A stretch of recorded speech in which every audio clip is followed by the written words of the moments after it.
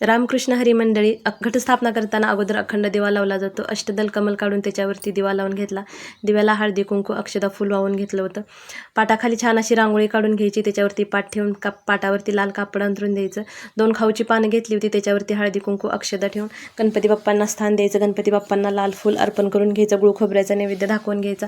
नंतर घटस्थापना करताना अगोदर खाली अक्षदा ठेवायच्या, त्याच्यावरती एक प्लेट ठेवायची. त्या प्लेटवरती तुम्ही केळीचं पान ठेवू शकता किंवा पत्रावळी ठेवली तरी चालते. त्याच्यावरती वावरी घालून घ्यायची आणि घटामध्ये हळदी कुंकू अक्षदा फूल घालून घ्यायचं. घटाला कलावा बांधून घ्यायचा आणि हे सप्तधान्य घेतलं होतं ते धान्य सगळीकडे असं व्यवस्थित असं पसरून घ्यायचं. घटावरती खाऊची पानं 5 पानं ठेवायची व त्याच्यावरती नारळ ठेवायचा असतो. नारळाला हळदी कुंकू अक्षदा फूल वाहून घ्यायचं. धूप दीप लावून घ्यायचं. आणि याचा डिटेल व्हिडिओ जर बघायचा असेल तर चॅनलवरती अपलोड केलेला आहे, नक्की जाऊन बघू शकता. तर अशा पद्धतीने तुम्ही घटस्थापना अगदी सिंपल पद्धतीने करू शकता. श्री स्वामी समर्थ.